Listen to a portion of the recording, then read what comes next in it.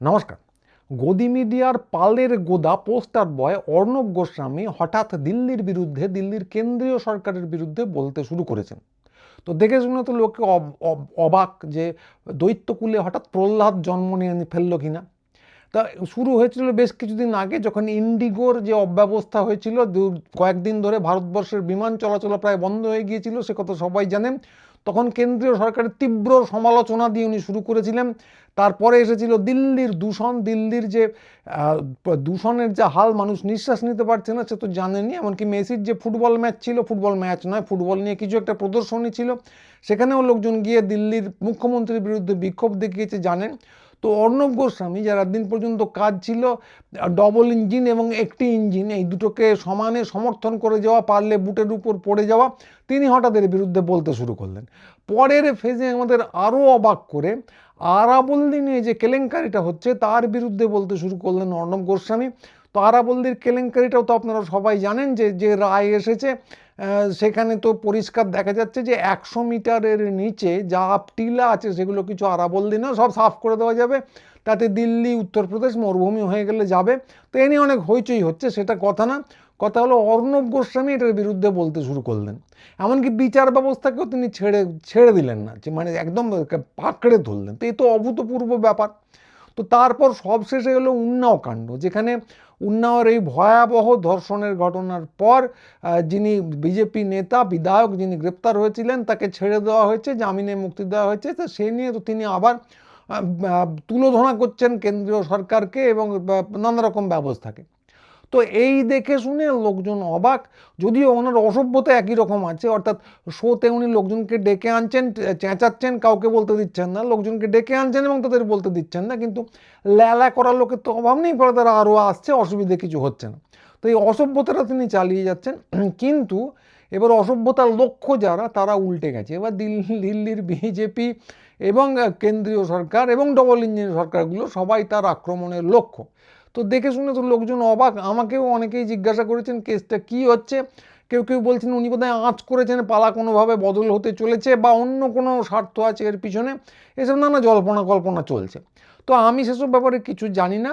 তো আমি একটা ব্যাপার খুব পরিষ্কারভাবে এখানে বলতে পারি, যে এই ঘটনাটা গুরুত্বপূর্ণ এবং এই নিয়ে এই জন্য একটা অনুষ্ঠান করা দরকার, যে কারণে এটা করছি।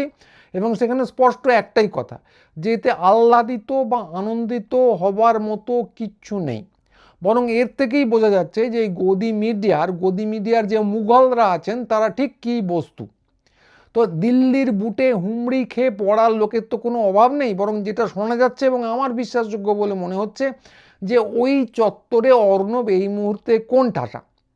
তো উনি যথাসাধ্য আনুগত্য একদিন ধরে প্রচার করে চলেছেন, যথাসাধ্য চিৎকার করেছেন, যথাসাধ্য বিরোধীদের মুখ বন্ধ করার চেষ্টা করেছেন, যথাসাধ্য অসভ্যতা করে গেছেন।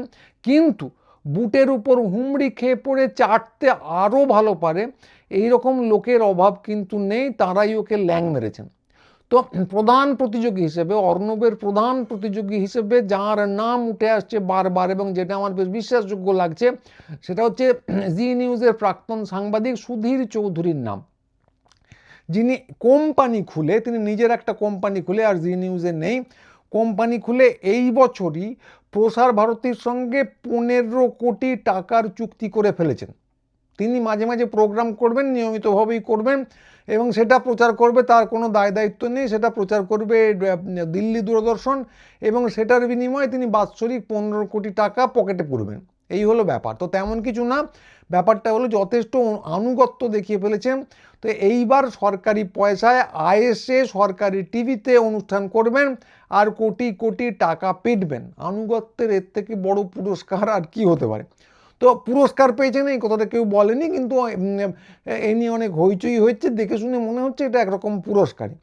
তো কেন মনে হচ্ছে সেই প্রসঙ্গে আসি, যে অর্ণব গোস্বামীর তুলনায় আগেই বললাম যে সুধীর চৌধুরী খানিকটা এগিয়ে আছেন। কেন আছেন এবং এটাকে পুরস্কার কেন মনে হচ্ছে? তো অর্ণব গোস্বামী কেন্দ্রীয় সরকার এবং আমাদের পরম প্রিয় প্রধানমন্ত্রী, উনিজির পক্ষে যথেষ্ট পরিমাণে চেঁচিয়েছেন, যথেষ্ট অনেক বেশি চেঁচিয়েছেন, এ নিয়ে কোনো সন্দেহ নেই। এবং গত লোকসভা নির্বাচনের আগে, আপনারা যদি ভুলে গিয়ে না থাকেন, তাহলে সবার আগে উনি মোদিকে 400 পার করে দিয়েছিলেন। ভীষণ অলিক অবাস্তব একটা ব্যাপার, হয় উনি সে নিয়ে অনেক ঠাট্টাই আর কি হয়েছে, কিন্তু সবার আগে তিনি নিজের টিভি চ্যানেলে চিৎকার চেঁচামেচি করে মোদিকে 400 পার করে দিয়েছিলেন। কিন্তু কথা হচ্ছে তারপরেও তার কপালে জুটলো কেন লবডঙ্কা, কেন সুধীর চৌধুরী এগিয়ে? কারণ সুধীর চৌধুরীর সঙ্গে যদি তুলনা করা হয় তাহলে এমনকি, আবার শুনুন, এমনকি অর্ণব গোস্বামীকেও ছেলে মানুষ মনে হবে। তো কেন বলছি? কারণ সুধীর চৌধুরীর যে গুলবাজিগুলো আমরা এতদিন পর্যন্ত জেনে রেখেছি এবং মনে আছে আমাদের, সেগুলো অর্ণবকে ছাড়িয়ে অনেক দূর চলে যায়। 400-500 না, অনেকেরই মনে থাকবে যে জিতে থাকাকালীন, জি নিউজে থাকাকালীন সুধীর চৌধুরী নোটবন্দির যে নোটবন্দি মানে যেগুলো বাতিল হলো না, যে নতুন নোট আসবে সেই নোটে যে চিপ গুঁজে রাখা হচ্ছে ইলেকট্রনিক, সেই চিপ খুঁজে পেয়েছিলেন।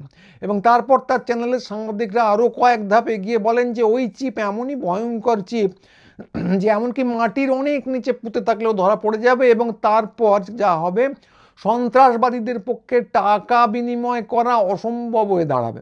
তো ভয়ঙ্কর গল্প, ভয়ঙ্কর গুল্প, কিন্তু এইটা ওই 400 পারের থেকে অনেকটাই বেশি এগিয়ে আছে এবং এর সব কটাই গুল বলে প্রমাণিত হয়েছে। ওর এসব কথার কোনো ভিত্তি নেই, কিন্তু এগুলো ওনারা বলেছিলেন। আর একটা জিনিস যদি এক্ষুনি আমার মনে পড়ছে, সেটা হলো আফগানিস্তানের একটা ছবি শেয়ার করেছিলেন। সেখানে একটা হেলিকপ্টার থেকে একজন ঝুলন্ত মানুষ, তিনি একজন বিপন্ন মানুষ যিনি আফগানিস্তান থেকে পালাতে যাচ্ছেন, এরকম একটা কথা প্রচার করেছিলেন। তো তখনও এই লাহোর করাচি দখলের এপিসোড আসেনি, তখনই তিনি এই সমস্ত কিছু প্রচার করেছিলেন। পরে জানা যায় ওই হেলিকপ্টার থেকে ঝুলে তালিবানি পোস্টার লাগানোর চেষ্টা করছিল কয়েকজন, তারপর অনেকেই ডিলিট করেন, কিন্তু বেশ কিছু মহাপ্রাণ আছেন তার দ্বারা নিজেদের এই বক্তব্যকে মুছে দেননি। ক্ষমা টমা চাওয়ার তো প্রশ্নই নেই। তো এর থেকেই পরে সাহস পেয়ে গদি মিডিয়ার বড় বড় যে বড় এবং ছোট যে সমস্ত চুনোপুটি এবং রাঘব বোয়ালরা আছেন, তারা টিভির পর্দাতেই প্রচণ্ড বীরত্ব দেখিয়ে গোটা পাকিস্তানকে ভেঙে টুকরো করে করাচি লাহোর দখল করে ফেলেছিলেন। এবং আমাদের বিখ্যাত সাংবাদিক একজন আছেন কর্নেল, তার কথা মনে পড়ে, তিনি খুব হেসে হেসে বলছিলেন যে কর্নেল আপনি বাথরুমে গেলেন, তার মধ্যেই পাকিস্তানের সেনানায়ক পদচ্যুত হয়ে গ্রেপ্তার হয়ে গেলেন। তো এইসব বলেছিলেন, ক্ষমা টমা চাননি, বরং এখনও হামবড়াই চালিয়ে যাচ্ছেন। তো কথা হচ্ছে যে এই যে ঘরানাটা, এটার পথিকৃৎ কিন্তু সুধীর চৌধুরী, অর্ণব গোস্বামী নন। এবং এই যে অকুণ্ঠ গুলবাজি এবং তারপরে একটুও ভুল স্বীকার না করে আবার গলাবাজি করে যাওয়া, এই ঘরানার সূচনা উনি করেছিলেন। ফলে অর্ণবের থেকে উনি অনেকটা এগিয়ে আছেন এই ব্যাপারে। তো এবং এই ব্যাপারে তার উদ্ভাবনী শক্তিও প্রচুর। মানে একটা কাগজের নোটের মধ্যে চিপ খুঁজে বার করা, এ কিন্তু যে সে মানুষের কাজ নয়, একদম আইনস্টাইন নিউটন হতে হবে খবরের জগতে। তো এইটা উনি করে দেখিয়েছেন। এবং বলা বাহুল্য যে সরকারের শুরুই হয় জুমলা দিয়ে, তাদের জন্য এই উদ্ভাবনী শক্তিটা খুব একটা বড় ব্যাপার। তাদের জন্য শুধু চিৎকার করাই যথেষ্ট নয়, খুব আশ্চর্যজনক, মানে নিউটন, আইনস্টাইন, এদের মাত্রার একটা প্রচণ্ড প্রতিভাবান গুলবাজি হলে তবেই এদেরকে ইমপ্রেস করা কিন্তু সম্ভব। সুধীর চৌধুরী সেটা করে দেখিয়েছেন। তো সুধীরের সিভি কিন্তু এখানেই শেষ নয়, তাতে আরও বড় বড় জিনিস আছে, যে কারণে আমি বলছি অর্ণব ওর তুলনায় নস্যি। তো সুধীর কিন্তু 2 জেল কেটে এসেছেন খবরের জন্য, অন্য কোনো কারণে নয়। তো প্রথমবার হচ্ছে ফেক নিউজের জন্য 2008 সালে, তখনও সত্যযুগ আসেনি। আপনাদের স্ক্রিনে দেখাবো, মনে রাখবেন এই খবরটা হই হই করে চারদিকে ছড়ায়নি। আমি যে স্ক্রিনশটটা দেখাবো সেটা নিউজ 18-এর, কিন্তু খবরটা তাদেরও নয়, এটা হচ্ছে IANS-এর খবর। নিউজ 18 সেটা প্রকাশ করেছিল এবং ইন্টারনেটের এক কোণে সেটা পড়ে আছে, ফলে বানিয়ে কিছু বলছি না। তো এটা 2008 সালে, এবং তাদের প্রতিবেদনে যা আছে মোটামুটিভাবে সেটাই বলবো, আমার গল্প কিছু না। তো 2008 সালের গল্প এটা। যখন উনি প্রথমবার জেল কাটেন তখনও সত্যযুগ আসেনি, কাজ করতেন লাইভ ইন্ডিয়া বলে একটা চ্যানেলে বড় কর্তা হিসেবে। তো তারা সেই চ্যানেল কি করেছিল, একটা বিরাট কাজ করেছিল, একটা তথাকথিত স্টিং অপারেশন করেছিল। সেখানে কি দেখানো হয় যে উমা খুরানা বলে দিল্লির এক সরকারি মহিলা স্কুল শিক্ষিকা নাকি দেহ ব্যবসার চক্র চালাচ্ছেন। তো এইটা দেখানোর পরে হইচই পড়ে যায়, চ্যানেলের তো টিআরপি প্রচুর বৃদ্ধি পায়। তো এবং মহিলার খুব হেনস্থা হন, একটা মব এসেও তাকে হেনস্থা করে, তার চাকরি যায়, এবং তারপর তিনি এখানে ছেড়ে দেননি, পাল্টা মামলা করেন। এবং সেখানে দেখা যায় যে পুরো তথাকথিত স্টিং অপারেশনটাই কিন্তু ভুয়ো বলা যেতে পারে। তো যাকে দেহ ব্যবসা চক্রের শিকার বলে দেখানো হচ্ছিল ওই অপারেশনে, তথাকথিত অপারেশনে, তিনি আসলে একজন সংবাদ ব্যবসায়ী। তিনি একজন যা খুব ওপরে উঠে আসবো এরকম আকাঙ্ক্ষী একজন সাংবাদিক, এবং এই পুরোটাই আমি নিজে বানিয়ে বলছি না, ওই নিউজ এজেন্সির রিপোর্ট থেকে বলছি। এবং এই কাণ্ডের পর সুধীর চৌধুরী, ওই চ্যানেলের যিনি বড় কর্তা, তিনি গ্রেপ্তার হন এবং পরে অবশ্য ছাড়াও পান। সে তো খুবই স্বাভাবিক ব্যাপার, ছাড়াও তো এক সময় পাবেনি, প্রভাবশালীদের যা হয়। তো এইটা গেল 2008। পরের ঘটনাটা, এই মণিমুক্ত খচিত তার যে সিভিতে, তার পরের ঘটনাটা সেটাও সত্যযুগের ঠিক আগে, অর্থাৎ 2012 সালে। তো জি নিউজে তখন তিনি চাকরি করেন। জি নিউজে দুই কর্তা সুধীর চৌধুরী এবং সমীর আলুওয়ালিয়াকে গ্রেপ্তার করে সোজা তিহার জেলে পাঠিয়ে দেওয়া হয়। তো এইটা আমি বলছি হিন্দুস্তান টাইমসের খবর, সেটাও কিন্তু ইন্টারনেটের এক কোণে পড়ে আছে, আমি বানিয়ে বলছি না, স্ক্রিনশট আপনাদের দেখাবো। তো এইবারে অভিযোগটা কি, সেটা আরও মারাত্মক। এবার অভিযোগ হচ্ছে কার্যত এক্সটর্শনের, মানে ব্ল্যাকমেলের। যে নবীন জিন্দাল, একজন শিল্পপতি এবং কংগ্রেসের এমপি, তার কাছ থেকে 100 কোটি টাকা আদায় করার চেষ্টা। কি না, নবীন জিন্দাল তারা দাবি করেছিলেন, জিন্দাল যে কোম্পানি আছে, নবীন জিন্দালের তাতে অংশীদারিত্ব আছে, সেখানে ওরা দাবি করেছিলেন যে কয়লা কেলেঙ্কারিতে সেই কোম্পানি জড়িত, এবং সেই খবরটা তারা প্রকাশ করবেন না যদি 100 কোটি টাকা পাওয়া যায়। তো এইটা অভিযোগ, যা স্ক্রিনশট আপনাদের দেখাচ্ছি, হিন্দুস্তান টাইমস থেকে বানিয়ে বলা না, অভিযোগটা এটাই ছিল। তো শুনে সেই সৈয়দ মুজতবা আলীর গল্পের কথা মনে পড়ে যায়। তিনি পঞ্চতন্ত্রে লিখেছিলেন, কি লিখেছিলেন, যে একজন পরিচয় দিয়েছিলেন তার কাছে যে আমি হচ্ছি সাংবাদিক। তো তখন মুজতবা আলী জিজ্ঞাসা করেন, এটা ফ্রান্সের গল্প, যে আপনি কি লেখেন? তিনি বলেন, আমি কিছু লিখি না, আমি না লেখা সাংবাদিক। কীরকম না, তিনি বলেছিলেন, আমি বিভিন্ন জায়গা থেকে বিভিন্ন খবর জোগাড় করি, বিভিন্ন অভিজাত লোকজনের, তারপর তাদেরকে কাছে গিয়ে বলি খবরটা কিন্তু আমি লিখবো, কিন্তু আমি নাও লিখতে পারি যদি আপনারা আমাকে টাকা দেন। তো এইটা করে তিনি তার পেট চালাতেন। এটাকে সাংবাদিকতা বলা যায় না, যে কারণে ঠাট্টাই আর কি করে ব্যঙ্গ বিদ্রুপ করে মুজতবা আলী লিখেছিলেন। তো এই পুরোটা শুনে আমার সেই গল্পের কথা মনে পড়ে যায়। এবং আবার বলছি, সৈয়দ মুজতবা আলীর একটা গল্প ছিল, এবং আমি যে অভিযোগগুলোর কথা বললাম, এই সব কটাই কিন্তু সংবাদ সংস্থা বা সংবাদপত্রের খবর। তো আমি স্ক্রিনশট দেখিয়ে দিলাম, বানিয়ে কিছু বলা হচ্ছে না। তো কিন্তু ব্যাপার হচ্ছে যে এই যে জিনিসপত্রগুলো, এগুলো কিন্তু সুধীর চৌধুরীর সিভিতে, যেগুলো যে সিভি আমরা দেখতে পাই না, সেখানে নির্ঘাত মণিমুক্ত খচিত অক্ষরে লেখা আছে। এবং এইগুলো খেয়াল করে দেখুন, আপনি তেমন জানতেন না বা আদৌই জানতেন না, মানে মনের কোনো এক কোনায় কোনো একদিন পড়েছিলেন, হয়তো এরকম থাকতেও পারে, আমি যেখান থেকে খুঁজে বার করলাম যেখানে আছে জিনিসগুলো, কিন্তু মনে রাখার মতো কিছু বলে আপনি মনে করেননি, বা হয়তো আদৌ জানতেনই না। কারণ বারবার যেটা বলছি, গদি মিডিয়া চিত্রটাই কিন্তু এই। তাই নিজেদের যাবতীয় 2 নম্বরীকে এরা কিন্তু এইভাবেই ঢাকা চাপা দেয়। যে জন্য বলছিলাম যে এই ঘটনা একটা সুবর্ণ সুযোগ, যেখানে গদি মিডিয়া কী বস্তু সেটা পরিষ্কার করে বোঝা যাচ্ছে। তো গদি মিডিয়ার চরিত্রটাই এই, নিজেদের যাবতীয় 2 নম্বরীকে চাপা দিয়ে দেয়। এবং এর চেনা ঘটনাও আপনার কাছে আছে। সাইকোলজিটা কীভাবে কাজ করে দেখুন, যে আপনাদের মনে থাকতে পারে যে ইডির হাতে পশ্চিমবঙ্গেরই এক বিখ্যাত সাংবাদিক ধরা পড়েছিলেন বা বন্দী হয়েছিলেন, গ্রেপ্তার হয়েছিলেন।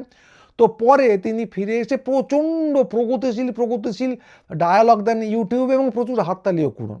তো তার এই যে গ্রেপ্তার হওয়ার খবর এবং তারপর কি হলো, পুরোটাই কার্যত বঙ্গের গদি মিডিয়া ব্ল্যাক আউট করেছিল, এবং তিনি বুক বাজিয়ে এক জায়গায় বলেও ছিলেন কথাটা।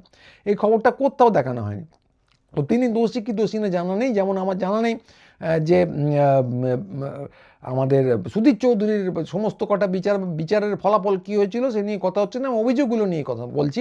কিন্তু গদি মিডিয়া কী করে, ইডি কাউকে ধরলো তখনই লাফিয়ে ঝাঁপিয়ে এসে পড়ে যে কী দেখো কী করেছে, অমুক হয়েছে তমুক হয়েছে, গাড়ি নিয়ে আসছেন ইডির আধিকারিক, বলে চিৎকার চেঁচামেচির কোনো শেষ নেই। কিন্তু সুধীর চৌধুরীর ক্ষেত্রে সেটা হয়নি। পশ্চিমবঙ্গের এই বিখ্যাত সাংবাদিক, যিনি এখন ফিরে এসে ইউটিউবে গরম গরম ডায়ালগ দেন এবং হাততালি পান, তার ক্ষেত্রেও সেটা হয়নি। তো বাংলায় আরও অনেক বড় বড় খলিফা আছেন, আরও বড় বড় মারাত্মক অভিযোগ আছে তাদের বিরুদ্ধে, বড় বড় কেলেঙ্কারি আছে, সেগুলোও কিন্তু একইভাবে ধামাচাপা দেওয়া হয়েছে। তো এই কথাগুলো কেন আসছে?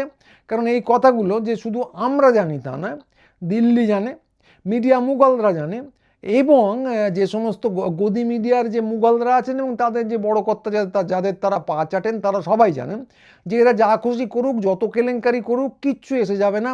লোকে হয় জানবেই না, কিংবা এক আধবার শুনে থাকলেও ভুলে যাবে, কারণ মাস সাইকোলজি ওইভাবেই কাজ করে। বারংবার যে খবর দেখাবেন সেগুলো কিন্তু দাগ কাটে, যেগুলো এক আধবার হয়ে ছেড়ে দেওয়া হলো সেগুলো মনে একেবারেই দাগ কাটে না, লোকে কিন্তু ভুলে যাবে। তো এইটা হলো মাস সাইকোলজি, যেটাকে ওরা ব্যবহার করে।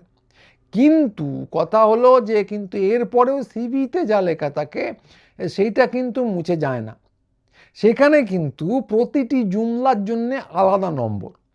যে কারণে আমি বলছি যে সুধীর চৌধুরী কিন্তু যোগ্যতম লোক গদি মিডিয়ার কেন্দ্রে থাকার জন্য, কারণ তার সিভি এই রকম রত্নখচিত। অর্ণব গোস্বামী প্রচুর চেষ্টা করেও এর কাছে এসে পৌঁছতে পারেননি। ফলে সুধীর চৌধুরী হচ্ছেন যোগ্যতম লোক যিনি প্রসার ভারতীর 15 কোটি টাকার ডিল পেতে পারেন। তার থেকে যোগ্য ভারতে খুঁজে পাওয়া সম্ভব নয়। এতগুলো কাহিনীর নায়ক যিনি, এত উদ্ভাবনী শক্তির পরিচয় যিনি দেখিয়েছেন খবর প্রচারে, তিনি পাবেন না তো কে পাবে? অর্ণব গোস্বামী যে শুধু বোকার মতো চিৎকার করে, এটা হওয়া সম্ভব না। তো তিনি যতই চেঁচান তার সিভি একেবারেই এরকম রত্নখচিত নন। তাই তিনি এই মুহূর্তে বাচ্চার মতো চিৎকার করছেন এবং গদি মিডিয়া এবং গদি মিডিয়ার মালিকরা জানে যে এটা বাচ্চার মতো চিৎকার। দু একদিন বাদে একটা ললিপপ ধরিয়ে দেবে কেউ, তখন সব চিৎকার থেমে যাবে। তো তিনি একজন গদি মিডিয়ার কেন্দ্রে নেই, আর তিনি পাশে সরে এসেছেন এবং তারও কিছু অনুগত চামচা আছে পশ্চিমবঙ্গে, বিভিন্ন রকম মেজর এবং কর্নেলরা। তাদের কি আলাবে সে অন্য কথা, কিন্তু গদি মিডিয়ার কাছে তাদের কিছু মূল্য নেই, আর দরকার না হলে ছুঁড়ে ফেলে দেবে। কিন্তু ইনি একটু পার্শ্ব চরিত্র হলেও এনাকে একটা ললিপপ কয়েকদিনের মধ্যেই দেওয়া হবে বলে আমি আন্দাজ করছি, এবং তখন এনার দিক পরিবর্তন আরেকবার হবে, যেটা আবার স্বাভাবিক। তো এইটা হলো যেটা হতে চলেছে বলে আমার বিশ্লেষণ। ঠিক হোক বা ভুল হোক সেটা আমরা ভবিষ্যতে দেখতেই পাবো, কিন্তু যেটা কিছুতেই ভুল নয় সেটা হচ্ছে এইটাই হলো গদি মিডিয়ার গুণধরদের চিত্র। এবং এরা এইগুলো করার পরও বাংলায় হোক বাইরে হোক ডায়ালগ কিন্তু দিয়েই যাবে একই রকম তীব্রতা নিয়ে এবং একই রকম মুখ গোল গোল চোখ গোল গোল করে। সেটা কি করে করবে? আপনার বিস্মৃতির ভরসাতেই কিন্তু করবে। তা আপনি এগুলো ভুলে যাবেন না ভুলে যাবেন না সেটা কিন্তু আপনারই হাতে। আমরা বলিনি যে কারণে এটা প্রচার করলাম, সুযোগ আসা মাত্রই প্রচার করলাম, আমরা এগুলো ভুলিনি। আপনি যদি মনে করেন বলা উচিত নয়, তাহলে অবশ্যই এই ভিডিওটা অন্যদেরও শোনাবেন। আপনি শুধু একা শুনেই ক্ষান্ত থাকবেন না, চ্যানেল সাবস্ক্রাইব করতে বলবেন। ছোট মিডিয়ায় কিন্তু এই মুহূর্তে বিকল্প হয়ে উঠতে পারে। আর আমাদের কিন্তু বইমেলা চলে আসছে, বইমেলা স্টল টল থাকবে, কলকাতা বইমেলা, নন্দন বইমেলায় অতি অবশ্যই আসবেন, দেখা সাক্ষাৎ হবে, আমরা সমস্যার হয়ে উঠতে পারবো। তো আজকে এইটুকুই, সবাই ভালো থাকবেন, নমস্কার।